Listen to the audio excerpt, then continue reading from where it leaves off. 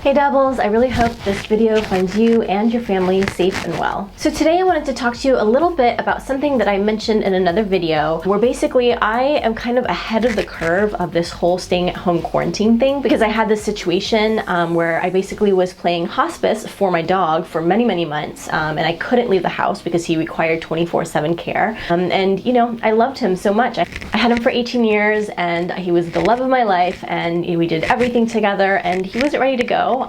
In a combination with a bunch of things that kind of fell into place for me to be able to do that, I decided to stay at home and be with him in the twilight of his life. Now, there were so many things that helped me get through it, and it goes beyond the list that I'm going to share with you, but I'm going to share with you the top 5 things because I tried to use my time wisely. I will say it's okay. You don't have to, do something productive. It's okay if you use this time to just rest, because that is something that we don't get to do very often either.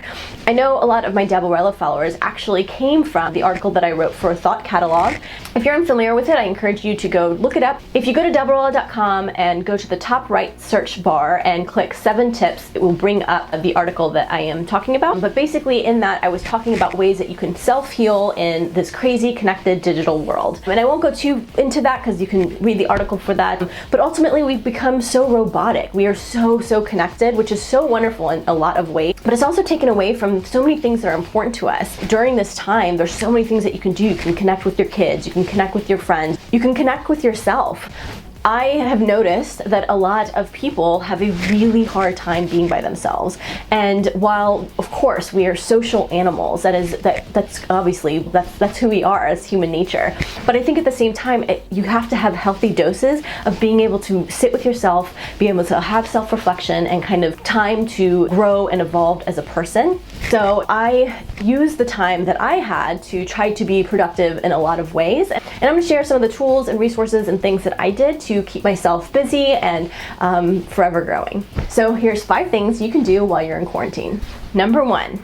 So the first is, as I mentioned, we are social animals, and ultimately it helps to be able to have friends and family that we can stay in touch with and be able to get through this.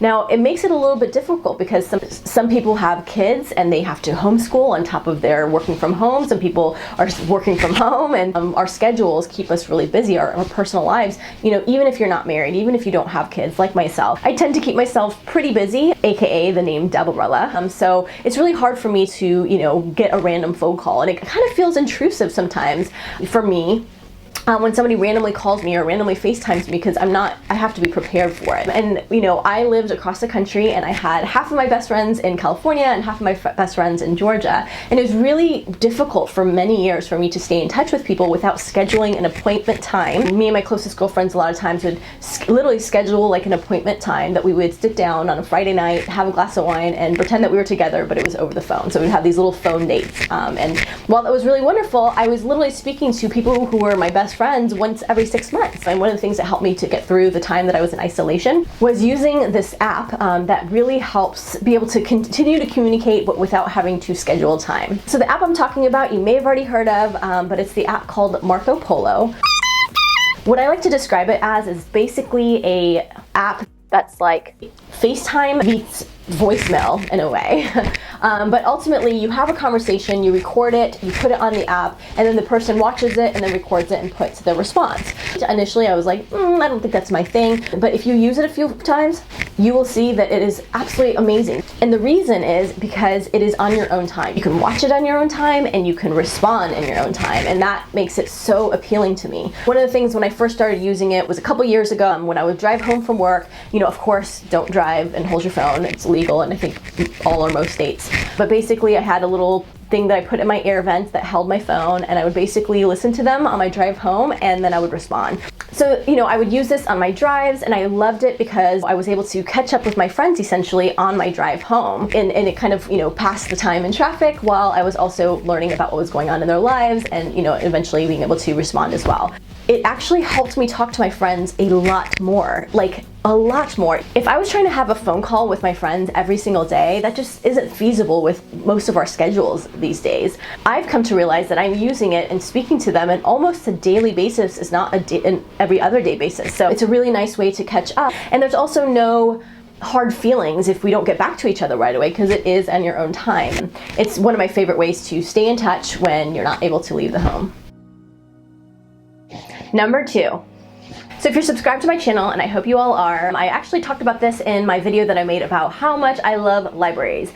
Now, my number 2 suggestion is to use those resources. They are free, they are your tax dollars at work. So of course, we can't go to libraries right now, but the great thing about the modern library is that they offer a slew of digital services. I actually don't even go rent out books all that often. One of the things that I've been using for the last couple years is their digital ebooks and audiobooks that they offer. So a lot of libraries have teamed up with these different apps. So for example, the libraries in California and Georgia that I've used, one is called Hoopla, one's called Overdrive, and basically you go rent it from this digital library.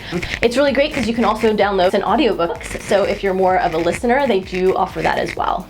And the great thing about libraries is that they actually have a whole bunch of other digital offerings. It's not just books. There's CDs, there's movies, there's all sorts of entertainment, but they're also offering, free courses. My library in California at one point had a Photoshop class. All the libraries that I've had cards to actually offer ways that you can learn new languages online.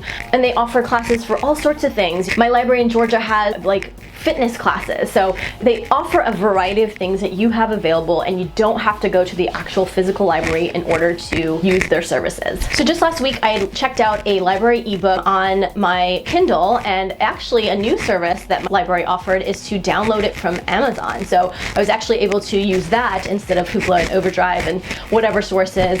So a lot of libraries offer all these different things. So I encourage that if you have a library card, go out and see what they have to offer.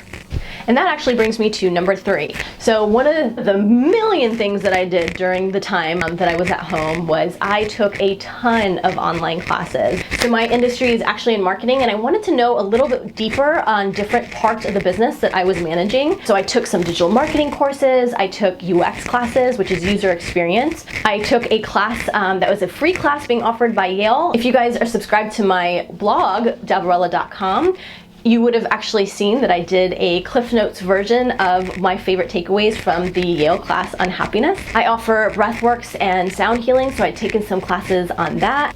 I also took a class on how to start my podcast. And a lot of them, for example, the Yale class or General Assembly will offer, workshops, and those were free. And a lot of these classes are actually offered in various amount of different places. One of the places that I was taking them was through Mashable Shop. One of them was through Udemy. There were some that were through Coursera, and they all offer a ton of classes, literally on anything across the board. A lot of them will let you play, different parts and different sections of the classes, so you can kind of test it out and see if it's something that you are interested, if you like the teacher, if you like the content they're teaching. And I believe Udemy and possibly some of the others do have a guarantee that if you didn't like the class, you could actually return it. And the thing that I love is that they have introductory offers. So when you sign up with a new email address, you actually get these classes for nothing. So one of the classes that I took at Udemy was hundreds of dollars, but I was able to get it because I was a new time student. I literally paid $15. And then, there was a part 2 to the class. I wanted to, take that, but it was kind of pricey for me. But they have these little flash sales that they'll send you every so often. And I was able to take part 2 for, less than $30. And right now, during the quarantine, so many of these places are offering free classes. What a better way to, increase your knowledge, learn a new skill, or delve into a skill that you already have. If you're interested in taking the Yale class on happiness, it's an awesome way to be like, Mom, I went to Yale. But I have the link up on Dabblerella.com. Again, you can go to the website and search Yale, and you can read not only my Cliff Notes version of it, but a link to the classes on there as well. All right, number 4. So my number 4 suggestion is to go out and try something that you have never done. And actually, I should take that back. Don't go out, go in and try to find something that you have never done. In the time that I was at home, I was able to kind of learn a bunch of different things. I started my own herb garden. I learned how to meditate. I became really in tune with nature. I learned how to cook new things. I tried different workouts. I made another video on this about different workouts you can do at home, so make sure to go check out that if you need any at-home workout suggestions. So in the time that I was actually at home, Dabblerella was born. So this whole blog actually started in the time that I was at home. If you've ever wanted to try, podcasts or photography or any of these things that you've, kind of put off, it's a great time to start. And you don't have to have all the equipment. The fact that you're even watching this tells me that you have some sort of equipment to be able to do something. You know, our phones now can be a recorder, they can be our, you know, capturing photography. I have, you know, an SLR camera, but initially when I learned photography, I would just use my phone. It was really just about being able to get dimension and find the right shot. And you can practice those things. But if there's something that you've always wanted to do, right now is the best time to do it. So when I was working full time and I was so robotic and I was going, one of the things that I had a really hard time doing was meditating. It was something that I actually had never really done, and I was so stressed out because I worked all the time and I was working in a very toxic environment, and ultimately people kept on telling me like, go meditate, and I'm like, I can't stop my thoughts. I don't even know what meditating really means. And I would ask people how they would do it, and some people would be like, oh, the Calm app, or all these different ways of how they would meditate. They would just go sit somewhere, and I'm like, I can't sit still. But I was forced to sit still in the time that I was in isolation, and actually was an incredible time for me to learn how to meditate. I'll probably do a whole video on that at some other point, but it is a great time. There's a ton of tools right here on YouTube, and they even offer classes on like Udemy and all those different things for different breathworks and yoga and all these different things that could help you, you know, with your craft. I also highly recommend gardening. So if you guys are subscribed, you may have seen that I made a video on composting. I think gardening is incredible.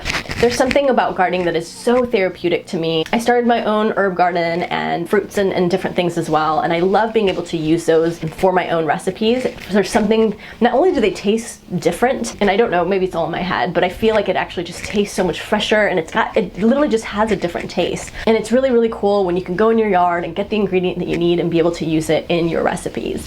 In gardening, when you are actually doing it, it's, you know, very enjoyable. It's very therapeutic. You can put on a good podcast or music, and it's just something that really brings a lot of peace for me. Number 5. So this is something that will allow you to actually leave your house, and I highly recommend it, probably over everything else, and that is to go out and take a walk. Now right now there's a million guidelines. You can't take a walk, you have to social distance, you know, a lot of trails and parks and all those different things that I love and recommend usually are closed. But when I was unable to leave the house and I was in isolation, that was my literal savior. I would go for a walk 30-40 minutes a day. That was the only time I was able to leave the house. I would try to pay attention to the details of nature and life. So I would listen to the birds and I would watch them flew from tree to tree. I would look at the different trees in bushes and gardening in my neighbors' yards. And even though it wasn't out in nature, it's still like something about it was just so peaceful. I would look at the clouds. I would pay attention to all the small details that